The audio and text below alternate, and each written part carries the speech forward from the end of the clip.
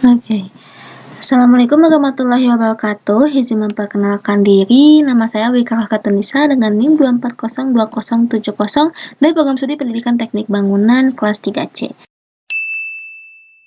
Oke, di sini saya akan melanjutkan pembahasan tentang elipsoid dan geoid kalau kemarin. Nah, sekarang kita akan melanjutkan ke proyeksi peta. Nah, mungkin proyeksi peta itu cara menggambarkan permukaan bumi yang tadinya bentuknya itu 3D, itu jadi bidang 2 dimensi. Itu yang tadinya 3D itu kan mendekati ke arah bulat ya. Nah, sekarang diubah menjadi bidang datar 2 dimensi, yaitu peta.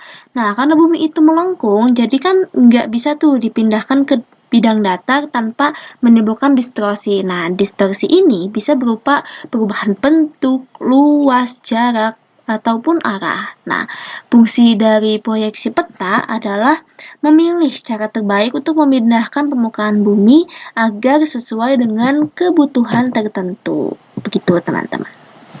Sebentar ya. Di sini aku akan menjelaskan lebih detail lagi gitu tentang proyeksi yang digunakan dalam 3 bentuk, yaitu ada azimutal, kerucut, dan juga silinder. Nah, ini yang silinder.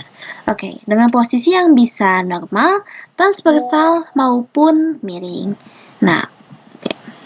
Jadi, proyeksi yang pertama, ini ada proyeksi azimutal. Oke, proyeksi azimutal itu menggunakan bidang datar yang ditempelkan pada bola bumi. Nah, ada 3 posisi yang bisa dipakai. Ada normal, ada transversal, dan juga miring. Nah, untuk normal sendiri, itu bidang datar ditempelkan di kutub bumi. Biasanya di kutub utara ataupun kutub selatan. Nah, hasil peta dari proyeksi ini cocok banget buat menggambarkan wilayah kutub. Jadi, kalau teman-teman pernah lihat peta kutub yang berbentuknya lingkaran dari atas, itulah hasil proyeksi azimutal normal. Nah, kalau untuk transversal itu bidang datar ditempelkan tegak lurus. Nah, seperti ini di sisinya bumi. Misalnya di sepanjang garis bujur. Nah, dengan cara ini wilayah yang berada di sekitar garis bujur itu bisa dipetakan lebih detail. Nah, kurang lebih seperti itu, teman-teman. Lalu, kalau misalnya miring, ini bidang datarnya ditempelkan dengan posisi miring. Nah, begini. Tidak tepat di kutub ataupun di khatulistiwa. Proyeksi ini biasanya digunakan untuk memetakan wilayah tertentu yang letaknya miring dari pusat bumi. Begitu. Nah, kalau misalnya kerucut, kita masuk ke jenis proyeksi yang kedua itu kerucut, ini menyelubungi sebagian bumi. Jadi kerucut ini dibuka menjadi bidang datar sehingga terbentuk peta. Nah, begini, ada juga 3 proyeksinya, teman-teman.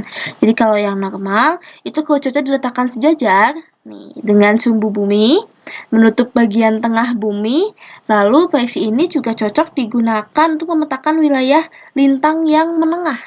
Nah, misalnya Amerika Serikat ataupun mungkin benua Eropa. Nah, kalau untuk transversal itu kerucutnya ditempelkan menyamping. Nah, menyamping pada bumi. Jadi tegak lurus dengan sumbu bumi. Posisi ini pas digunakan untuk wilayah yang memanjang dari utara ke selatan. Gitu. Oke, kalau untuk miring, ini kerucutnya ditempelkan pada posisi miring terhadap bumi. Jadi, proyeksi ini itu bisa dipakai untuk wilayah yang letaknya tidak sejajar dengan kutub maupun khatulistiwa. Oke, kembali lagi. Jadi, untuk yang normal silinder ini, itu biasanya menghasilkan peta dunia model Mercator, begitu. Nah, ini sering dipakai untuk sekolah ataupun peta navigasi. Tapi perlu diingat juga, proyeksi ini punya distorsi.